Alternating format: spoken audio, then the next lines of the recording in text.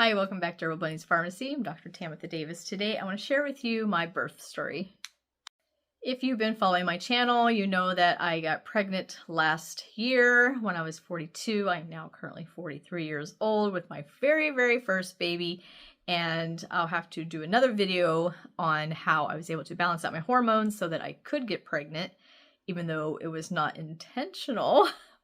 To balance out my hormones was intentional. To get pregnant was not. But I'll have to share that with you in a different video. Some of the things that I did to help me prepare for my labor was to do 6 dates a day.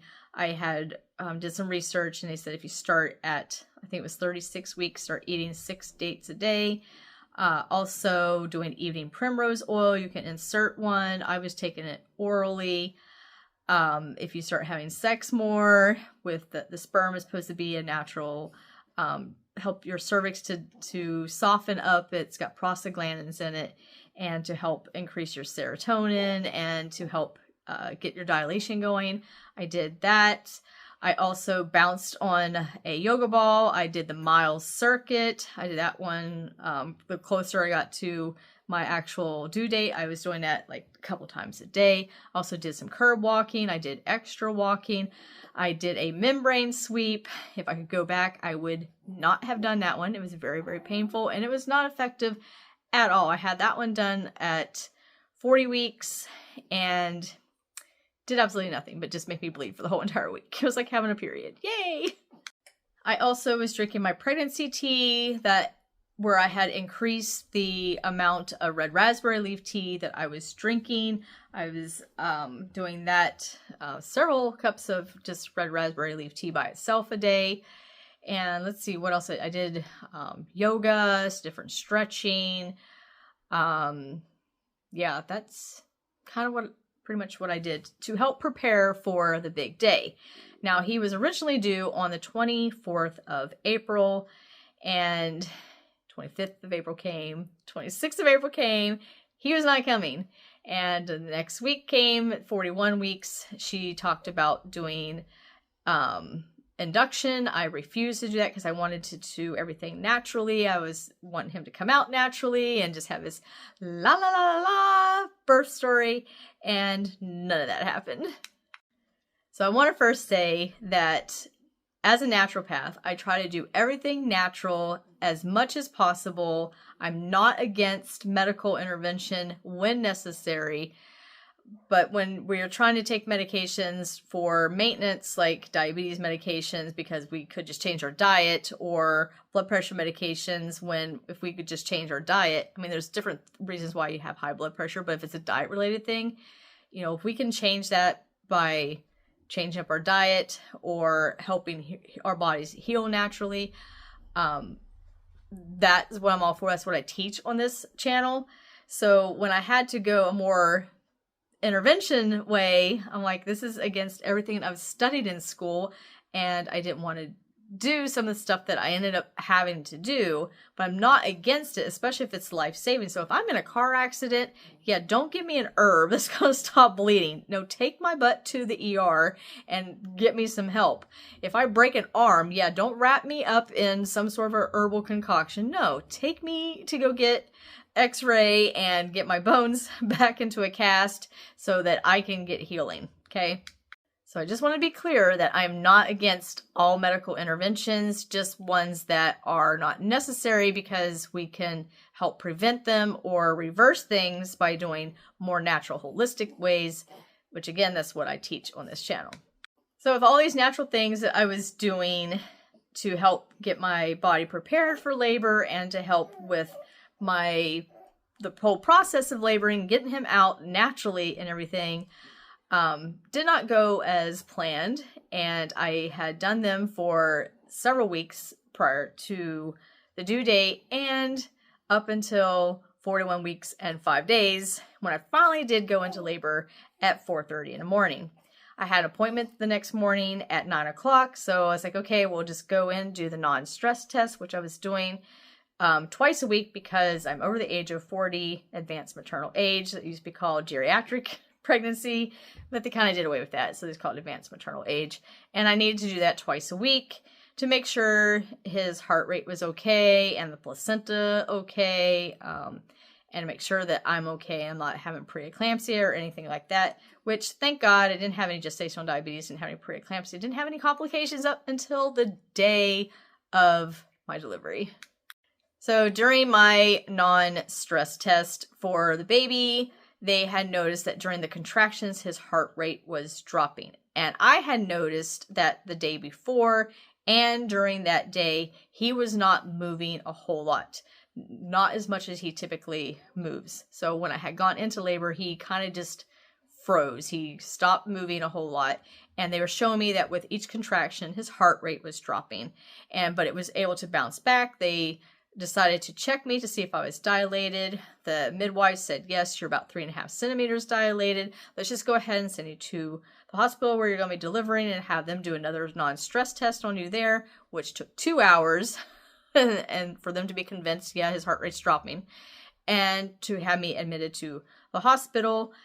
My midwife there, she said this is out of her comfort zone. So she wanted me to see my OB. So I saw an OB who came in and said, hey, let's go ahead and start you on this medication. I cannot remember what it is off the top of my head, but it's actually designed for ulcers. But one of the symptoms is to cause uterine contractions. And I would take one pill, then 3 or 4 hours later, I'd take another one. I was on my 3rd dose, and she came in, decided to check to see if I was dilated any further, blah, blah, blah. She checked me. This was like, 8 hours later. She checked me, and this lady tells me I'm only 1.5 centimeters. I'm like, no, my midwife says I'm 3.5. That's why I came here. Well, that and the baby's heart rate was dropping. But she's like, no, you're only 1.5 centimeters, so we're going to have to start Pitocin. I did not really want to do Pitocin. I really didn't even want to do the medication that she had originally was giving me to help soften my cervix. But my husband's like, let's just go ahead and just try it and just see how things are going. Just reluctantly, I'm like, okay, they talked me into it. I mean, it took them like 2 hours to talk me into doing the Pitocin.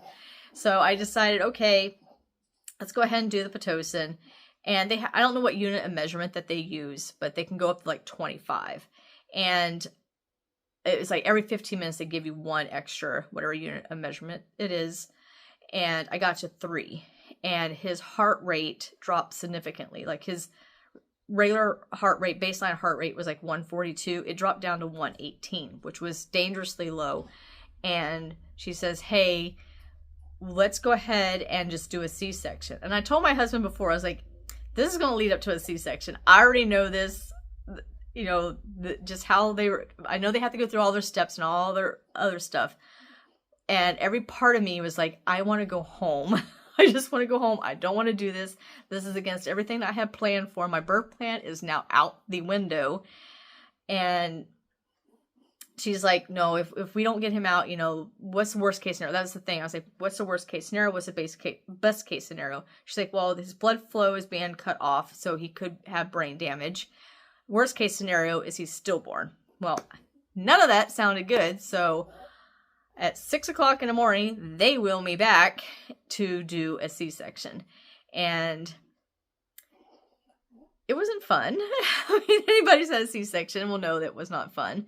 The spinal in the back, I didn't even feel that. Everybody kind of had that like heightened up for me, like, oh my God, it's dreadful.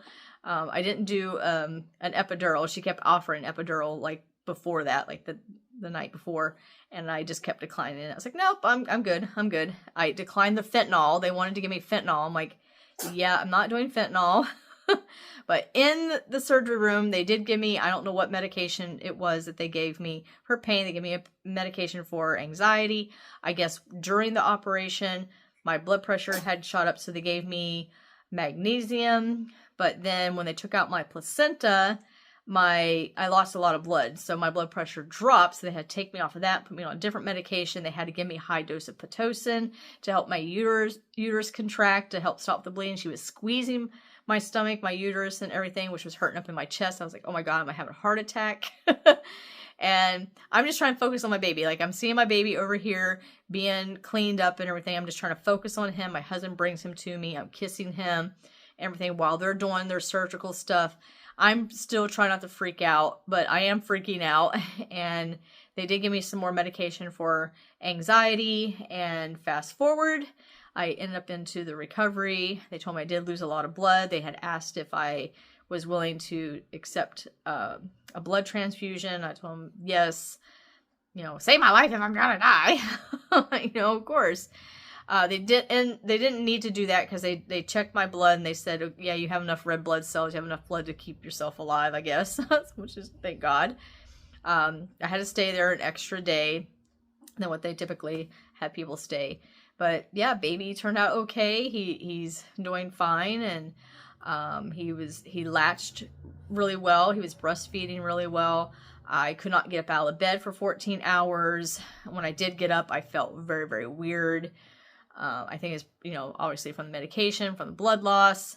But yeah, everything is going good. If I had to do everything over again, I probably wouldn't, you know, knowing what I know now, I probably would have just done the scheduled C-section that she wanted to do previously, because she was saying that, you know, the placenta ages faster when you're over 40.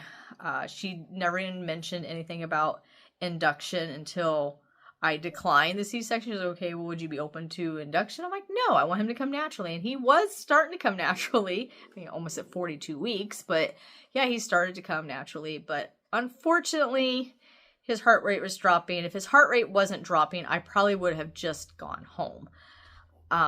Because I know that sometimes doctors will push procedures that aren't necessary. And I don't, from my research, it's not normal for babies' heart rate to drop like that, because I've done, you know, a lot of research. It was not my area of expertise by any means whenever I took my medical classes.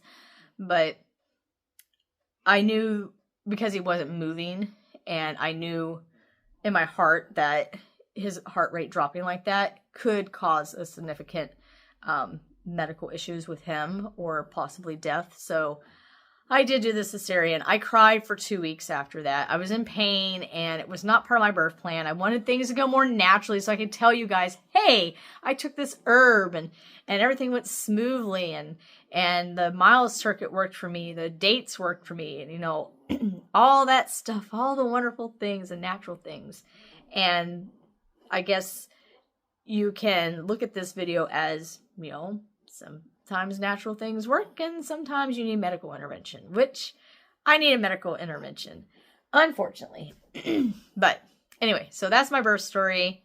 Let's go ahead and meet little man. And if you guys have been watching my short videos, you've probably already seen my cute little dumpling. And I just fed him, so he's all nice and fat and happy. Here's little man, my little Elijah. Hi. I'm going to watch his little head. He likes to bob that thing around. Looky, sir. You see yourself in there? Is that you, handsome? Yeah. Hi, baby. Oh, big yawn. Big yawn. Yeah. Yep, so he was 8'9", 21 inches. And he's now 9'2". He's 5 weeks old. Yeah, hi. I'm going to measure him and see how long he's gotten. But yeah, he's doing really well. He likes to party at night. He gets up at 2 a.m. and won't go back to sleep till almost 5. So mommy get tired in the middle of the night. Yeah, I'm not a partier. This one here, he's going to be a little club rat. No, he don't do that. He just get hungry. He just like to party. What are you looking at up there? He likes to just stare at random things, and my friend's like, it's a spirit. It's just spirit guides. I don't know what it is. He just likes to look off in the corners. He likes fans, too. He likes the puppy dogs. Yeah. Everybody loves him so far. How could you not love him? He's just so cool. Look at his little cheekies and his little toes. I love his little toes, like the nibble one. Yeah. I know I'm crazy. But anyway, that's my birth story. And, you know, hopefully you do try natural things, natural remedies and things like that, it would help you and have a better birth story. But, you know, medical intervention isn't all bad. Hi. I'm so cute. Yes, him is. Yes, him is. I'm so handsome. Yeah. All right, you guys. Just want to share my story with you and share my cute little handsome guy. Yep, there he is. All right, you guys, go ahead and subscribe if you want to see this little guy grow. And some other herbal remedies for things that, you know, we'll talk about later, like cancers, or I'm going to do a video on how I balance out my hormones to get this little guy. He was an accident, but I was able to balance my hormones in the process, which is good. Here he is, my little handsome guy. I just love him. Happy little accidents. Who said that? Bob Ross? So, all right, you guys. Bye.